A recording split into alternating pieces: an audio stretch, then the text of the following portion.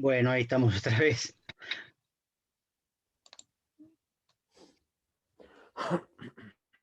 Esta especie de coitus interruptus, que es el Zoom, me tiene un poco cansado. Voy a tener que probar otra cosa. No, hablamos de las reservas indias. Que estaba viendo otra vez una película sobre ese tema, que está muy buena, de Chloe Zhao, justamente la directora que ganó el Oscar hace poco. Tiene uno muy lindo sobre reservas indias, se llama Canciones que mis A hermanos mis me... hermanos. Sí, sí, esa. Esa es muy linda, sí, esa es sobre la reserva. Pero es una reserva pobre, esa. Esa es una reserva de verdad. Porque vieron que está el tema de las reservas, que lo que yo quería decir ahora, porque era interesante sobre el tema del territorio, era que las reservas indias tienen un estatus bastante raro en la Constitución, que no son del todo territorio federal, ¿no? Entonces a alguien se le ocurrió, a algún abogado seguramente, se le ocurrió poner casinos en las reservas. Como en general está prohibido en Estados Unidos el juego, salvo algunas ciudades, por supuesto, como Las Vegas o Atlantic City, pero en general está prohibido el juego. No hay casinos en Nueva York, por lo menos legales. Entonces, claro, ¿qué se les ocurrió? Primero, los casinos, los famosos casinos flotantes, porque en la ley dice que está prohibido en la tierra, entonces se avivaron y pusieron casinos flotantes en los ríos, ¿no? Pero después se avivó alguien y dijo, bueno, pero entonces podemos poner también las reservas indias, porque no es territorio federal. Y hay grandes reservas que tienen casinos, que tienen casinos. Hay un episodio de Los Simpson donde está eso, ¿no? Que yo cuando lo vi pensé que era un chiste, después me enteré que era verdad. Era verdad, incluso en la última temporada de The Killing está también sobre eso. Gira sobre una reserva india y sobre casino, bueno, porque están llenos de mafia, por supuesto, porque siempre que hay juego hay mafia, ¿no? Esto es obvio. En el caso de Ozark, no sé si la ven Ozark, ahí lo que se da son los casinos flotantes, pero en el caso de The Killing son casinos en reservas indias. Y esas reservas se volvieron supermillonarias porque por lo que gana a través de los casinos. Pero allá lo que yo iba es lo interesante que dentro de un territorio puede haber a su vez un territorio que es a medias extraterritorial, donde los indios, los pueblos originarios, tienen derechos especiales, digamos, ¿no? Pero que a su vez están de alguna manera encerrados ahí. No es que no puedan salir, por supuesto que pueden salir, pero están encerrados culturalmente, socialmente. En esa película de Chloe Zhao se ve bien, digamos, lo que tiene sus propias cárceles, por ejemplo, ¿no? Y tiene la prohibición de alcohol, además, ¿no? Si no pueden, la prohibición lleva, por supuesto, a que haya tráfico de alcohol ilegal, ¿no? Eso de ya. Entonces, ahí se ve muy bien el tema de la exclusión y la inclusión, ¿no? Estatal. Estos son como estados, pequeños estados dentro de un estado mayor, con leyes propias hasta cierto punto, pero que, claro, a los que viven ahí están de alguna manera encerrados en su imaginario, en sus posibilidades, las dificultades estudiar, ¿no? Bueno, obviamente con todas las dificultades que hay en Estados Unidos para estudiar, ¿no? Van a escuelas de la reserva y después para salir de ahí e ir a una universidad les cuesta un montón. Sobre todo en este caso las reservas pobres, ¿no? No sé cómo serán las otras que tienen casinos, donde me imagino que tendrán más plata para ir a estudiar. Pero bueno, es un caso también muy particular de Estado dentro del Estado, ¿no? Con sus propias leyes. Esto es muy particular. También, como hablábamos de territorio, ¿no? Todos estos conceptos que aparecen en el impuesto a la carne, ¿no? Lo de patria, nación, estado, territorio, país, cada uno con su mancha conceptual, digamos, ¿no? Con su campo semántico, que en algunos casos se superpone, no hay una sola definición de cada uno de estos elementos, desde ya. La que dio Andrea de este hombre, Luis María Bandieri, está bien, pero digamos, obviamente uno puede tomar cualquier otra definición y se le van a mezclar muchísimo más este tipo de conceptos, ¿no? Porque incluso territorio, que generalmente está ligado al terreno concreto, ¿no? A lo que sería un lugar, una definición espacial determinada, se aplica como caso único, digamos, entre todo, como el equivalente no reconocido de país o de Estado, que es el caso de Palestina, ¿no? Palestina no es un Estado, ni es un país, es un territorio. Entonces, en todas partes figura como territorio, en cualquier lugar, digamos, porque no está reconocido como Estado o como país. Por más que tenga, por ejemplo, embajadores, ¿no? Los otros embajadores no reconocen a esos embajadores, ¿no? Además no tiene embajadores en todos lados, tiene embajadores en algunos países solamente, porque en otros lugares no los dejan ni siquiera entrar. Entonces es un caso único, donde en este caso territorio es una denominación legal, ¿no? Frente a, o equivalente a país, o equivalente a Estado, pero no reconocido como tal, ¿no? Eso también es interesante de ver, ¿no? Por todo lo que pasa ahí, digamos, y las circunstancias y las consecuencias que tiene el no reconocimiento de Palestina como un Estado separado.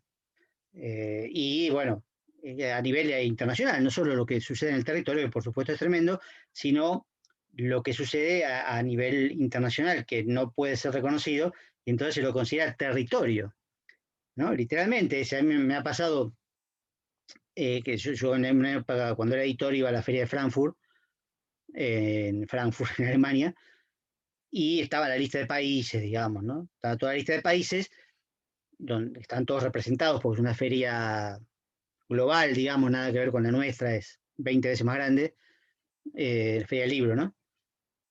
Y bueno, en la lista de países están todos los países, todos por orden alfabético, y en un punto estaba, por ejemplo, más adentro estaba Palestina, en la P, ¿no? Palestina, coma, territorio, ¿no? Esa aclaración, porque si no, de lo contrario, bueno, había un quilombo grande. Si lo ponían en el medio a Palestina junto con todos los otros países, porque no lo es, ¿no? Pero sí había un stand, digamos, un stand donde uno podía ir y ver libros palestinos, qué sé yo, pero no estaba reconocido en la lista oficial, en todos los catálogos, no sé, todo donde se pudiera ver la lista de los países que estaban representados, como hay en la nuestra, ¿no? Que están los stands oficiales de cada país, ¿no? Después están las editoriales por separado, pero en el caso de los países, bueno, obviamente había un stand de Palestina, pero decía territorio. Eso, bueno, es una anécdota nada más, pero qué sé yo, pues no los afecta en particular, más que moralmente, pero equivale, bueno, a un montón de problemáticas similares, ¿no? Y es un caso único en principio. Me hace acordar, todo esto a Haití y Santo Domingo, que parece que tienen la frontera hecha por Europa, según donde estaban los piratas franceses o españoles, y que tuvo esto creo que está en una novela de Junot Díaz, no me acuerdo dónde lo saqué, pero el episodio me parece...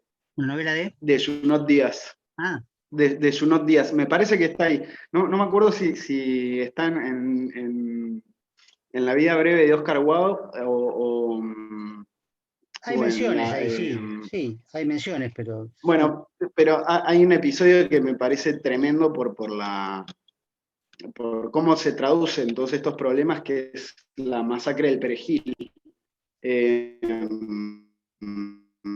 Parece que Trujillo masacrara a los haitianos y que los soldados dominicanos los reconocían por un chivolet, se llama, una palabra que funciona como clave, como contraseña de reconocimiento, que era la palabra perejil.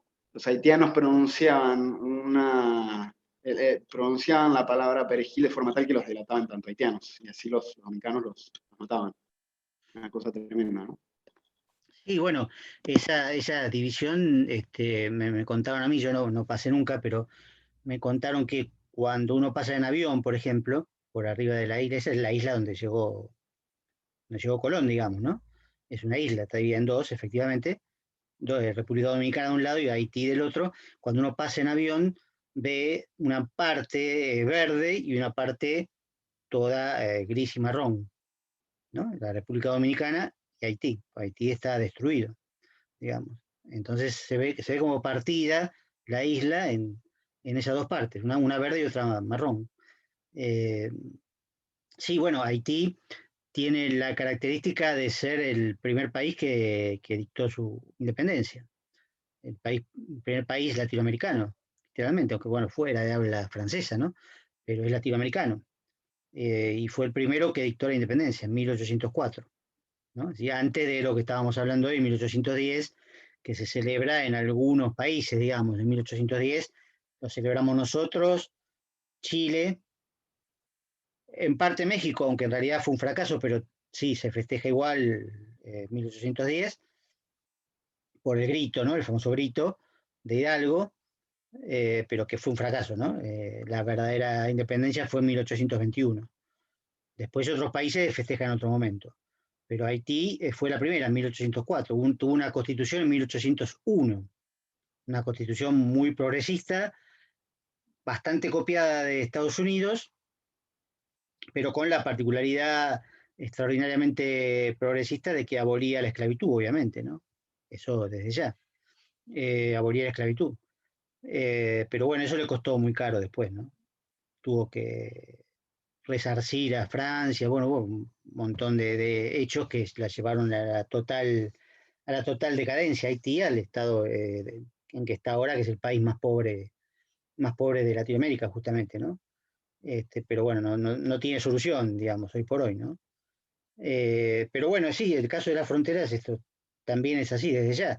Es lo que yo decía antes, todas las fronteras de Latinoamérica están trazadas por los intereses imperiales, de España o de Francia, de Inglaterra, depende del caso, y depende del momento también, y depende del momento. Ni hablar de Panamá también, Panamá es otro país también creado por Estados Unidos para tener el canal de Panamá, para hacer el canal de Panamá. Panamá era una provincia de Colombia, ¿no? Panamá era una provincia de Colombia que se independiza apoyada por Estados Unidos. Y entonces enseguida le cede el terreno a Estados Unidos para que haga el canal.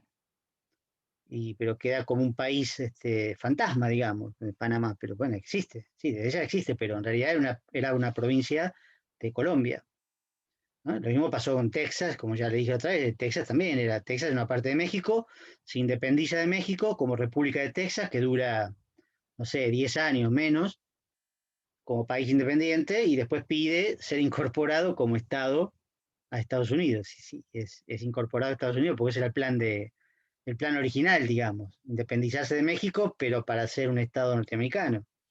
Es lo que decía antes. Y bueno, sabemos lo que es Texas respecto del resto, ¿no? Eh, bueno, no sé, ya no, nos pasamos bastante como para seguir viendo el MBL. Les planteo por ahí algunas cosas que se me ocurren, a ver si, no sé, si ustedes también algo de lo que hablamos hoy, impuesto a la carne, les quedó. Yo quería preguntarte por el título, Impuesto a la carne, que bueno, es impactante. Sí, Y, hay también como en todas eh, como en toda la novela, hay por lo menos un doble sentido, ¿no? Un doble sentido, por lo menos, puede haber más todavía. Pero en la ficha que yo había hecho el año pasado, que después lo volqué al artículo ese que les mandé, creo que algo digo. Eh, mm, Impuesto significa dos cosas ahí. O sea, impuesto que es lo que el gravamen, el tributo, ¿no? Lo que se extrae como en forma de tributo, ¿no? Como que es obligatorio, por supuesto, de ahí viene impuesto, pero también se puede decir de otras maneras. Y después impuesto literalmente como imposición, algo impuesto a la carne. Es decir, obligado, la carne obligada a algo, que es lo que está en toda la novela, que es la manipulación de esos dos cuerpos, dos o uno, no sabemos bien si son dos o uno, o uno dividido en dos, o dos que se contienen en uno, y que efectivamente lo que se le impone es una permanente tortura. Porque si bien están en espera, es cierto que por momentos están en espera, en otros momentos están siendo torturadas, madre e hija, ¿no? Eso está claro. Por los médicos o por las enfermeras, están siendo sometidas a constantes operaciones. Están esperando un turno para la próxima operación, en realidad, es como una cuestión cíclica. Entonces el título alude más que nada a esas dos cosas. Por un lado, al impuesto que se le cobra a la carne, y por otro lado, aquello que se le impone a la carne, ¿no?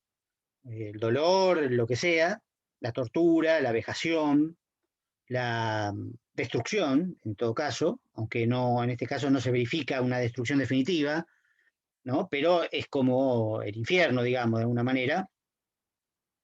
El concepto medieval, digamos, del infierno como la, la, el dolor sin destrucción, ¿no? El dolor infinito, pero sin destrucción. Dolor eterno, pero que no destruye, ¿no? Que es también una ¿Y metáfora. hay alguna vinculación? Sí. Se puede pensar también como en términos de la biopolítica, digo, porque no hay muerte, pero a la vez pensando en esto del impuesto, de que ellas, no sé si la palabra es resistir, de mantenerse, digamos, con vida, si a alguien le conviene que estén ahí.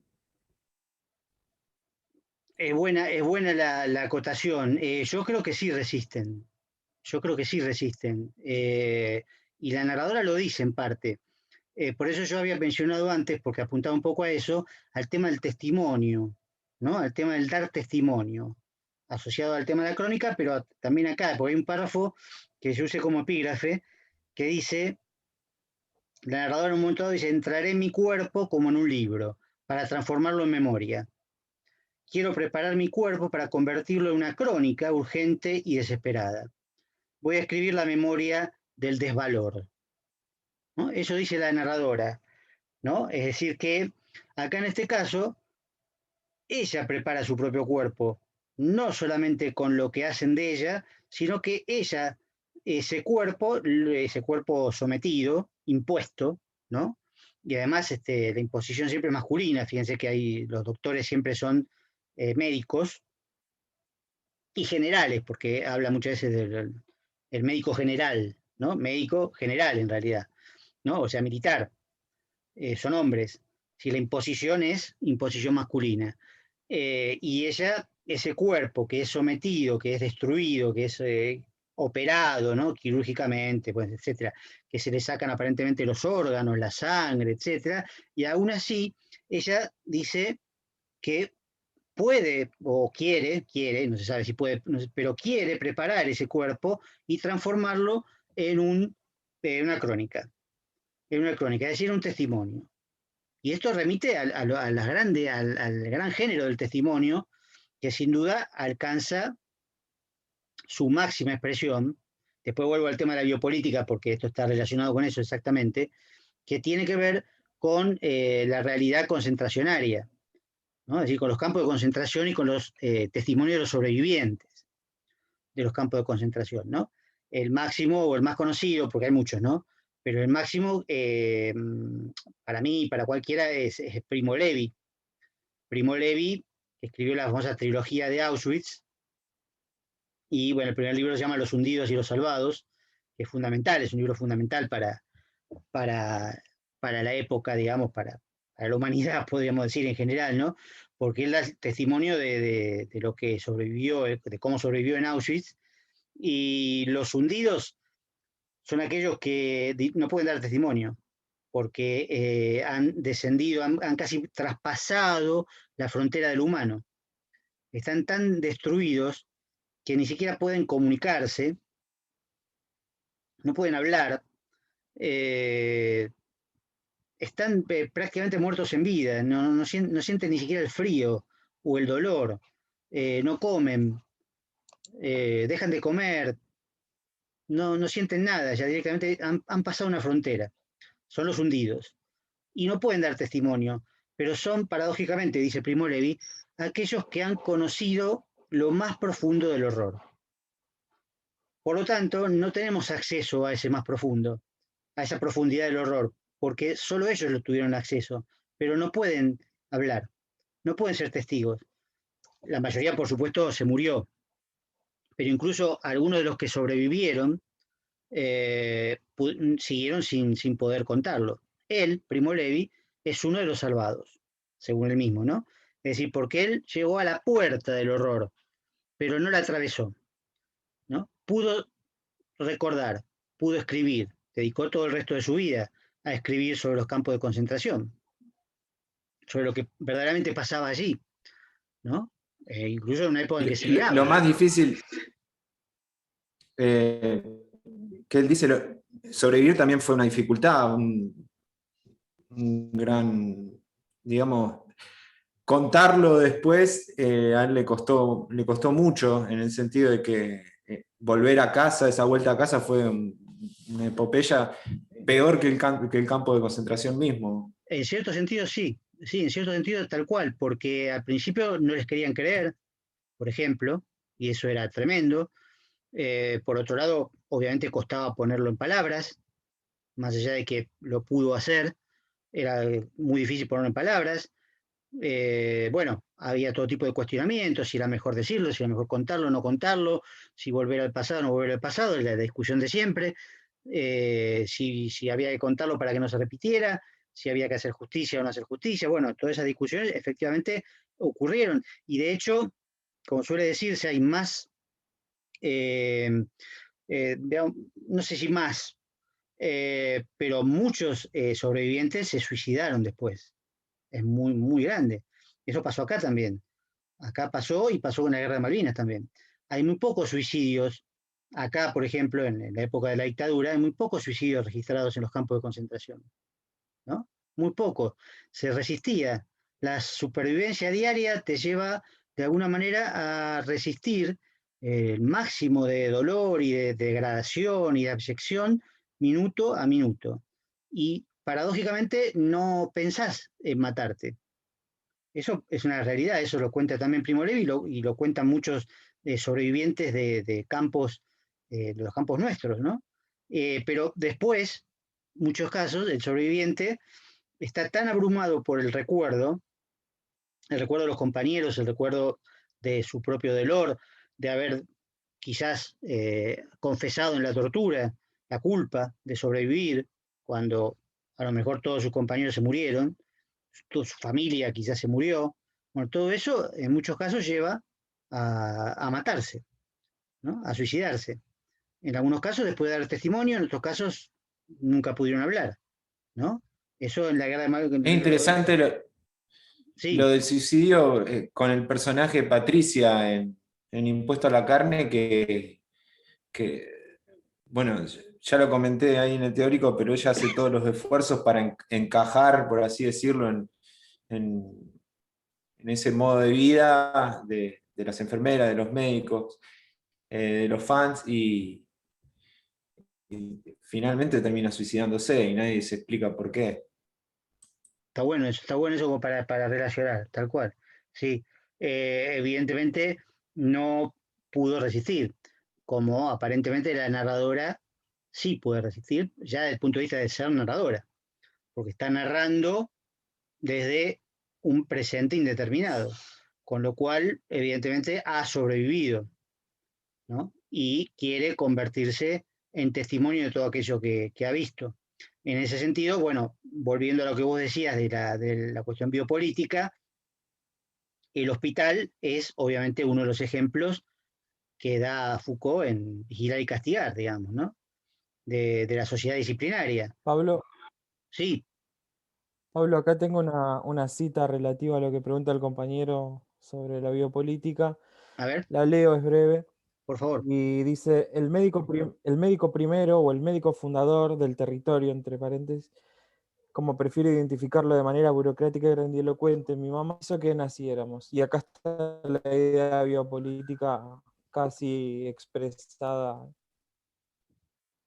Sí, sí, sí, tal como cual. Foucault, la muerte. Tal Para cual, sí, sí. favorecerse a sí mismo e imponer, ahí está el término del título, e imponer antes que nada su presencia médica en nosotras. Quizá representábamos una prueba para avalar sus teorías ante un mundo. Bueno, y ahí habla un poco de la validación médica ante la enfermedad del otro y, bueno, toda la cuestión de los fans viene por ahí, ¿no? ¿Qué página es, Pablo? Perdón. Así me lo noto. Sí, yo tengo un PDF que está en la 17. Es Es el la breve, el 17. corto, Este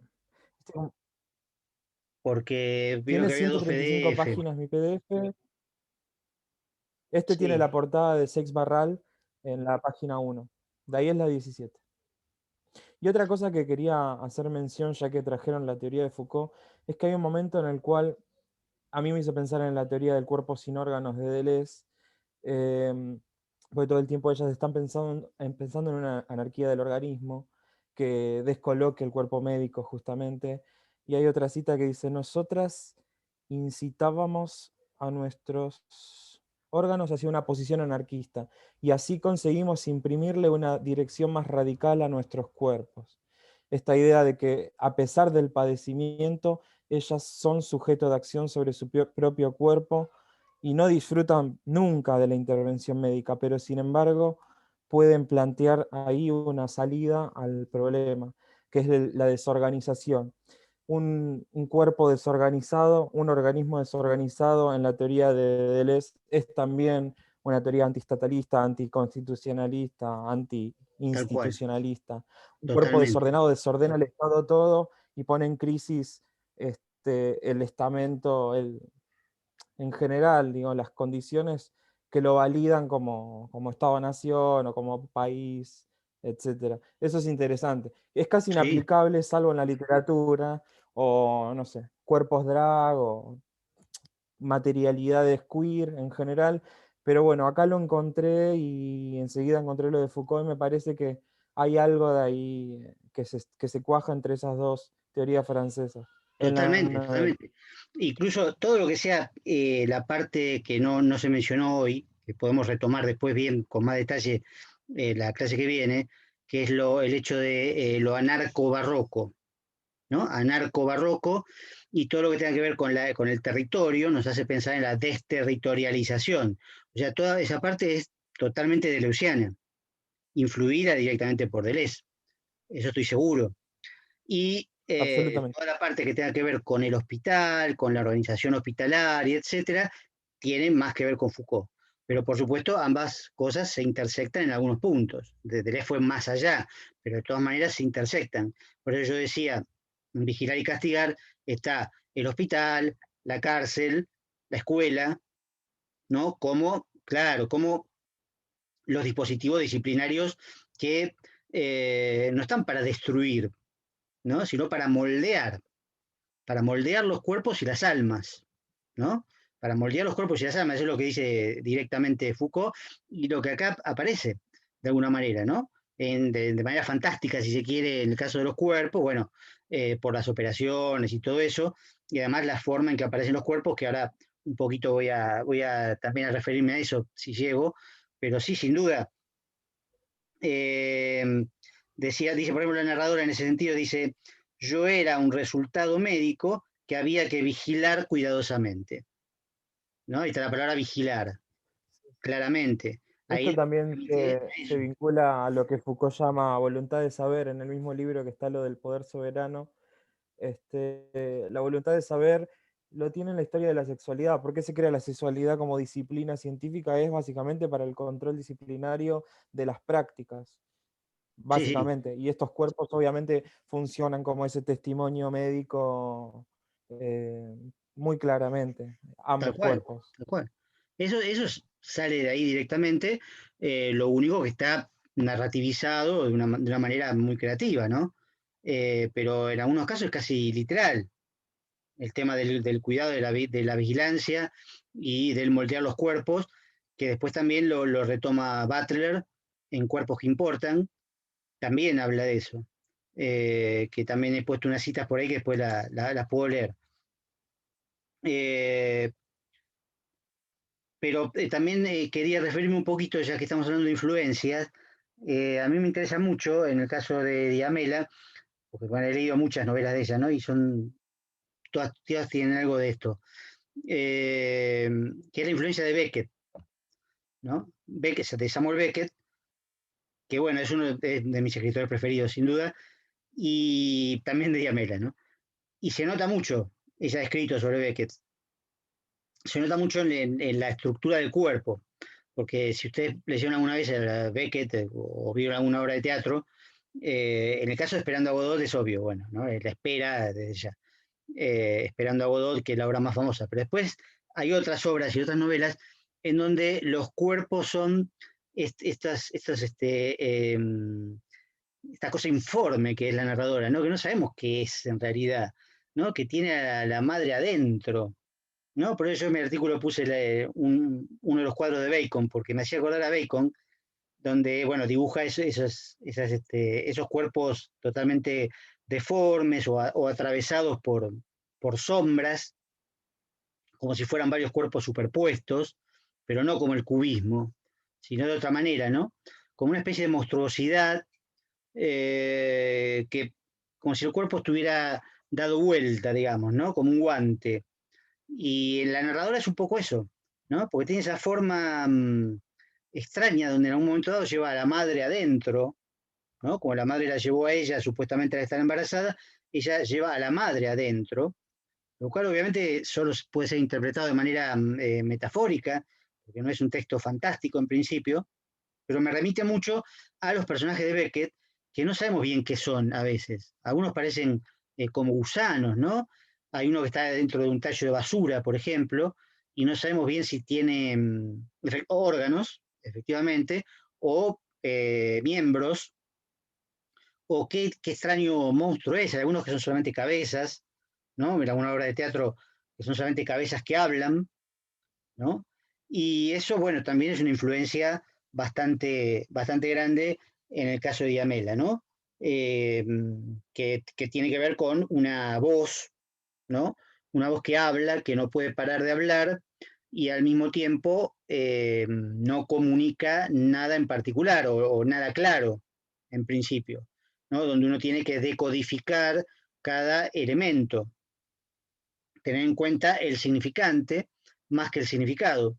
Por lo menos en primera lectura. Después, por supuesto, entre los significantes podemos hacer cadenas que nos lleven a los significados que, de todas maneras, por supuesto, Andrea mostró bien hoy, digamos, algunos de los puntos, ¿no?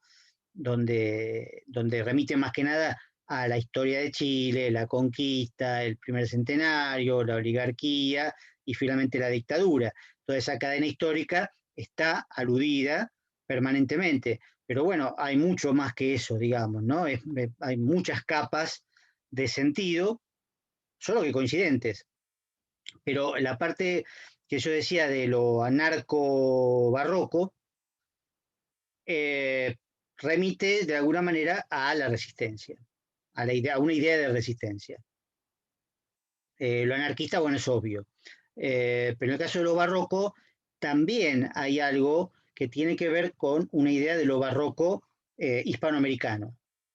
Ya no solo de lo barroco en general, que también está en una idea que viene de Sarduy, que bueno, se puede rastrear, digamos, ¿no? Lo barroco como improductivo, ¿no? Como gasto improductivo, y de ahí la relación con lo queer, o lo que vos mencionabas, ¿no? El tema de Deleuze, y el tema de la homosexualidad como forma improductiva, ¿no? Algo que quedó un poco quizás en el pasado, porque todo cambia, digamos, y todo se transforma en muchos sentidos, ¿no? Discursivamente y de muchas otras maneras. Pero en una época la teoría queer afirmaba eso, digamos, la resistencia, la homosexualidad como resistencia a la productividad, a la reproductividad de la sociedad, de los cuerpos, ¿no? Al hecho de no tener hijos, por ejemplo. A eso me refiero, más que nada, ¿no? Al hecho de no Hay tener ideas hijos.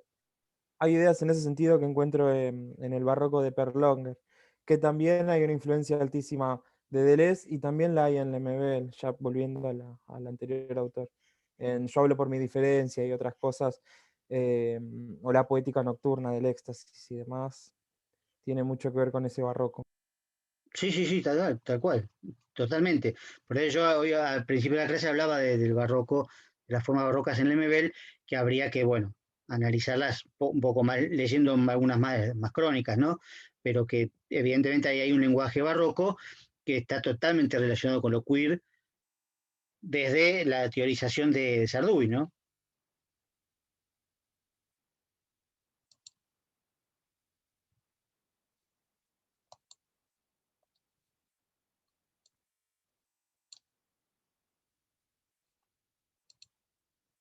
Perdón, pensé que se había cortado, faltan 4 minutos todavía.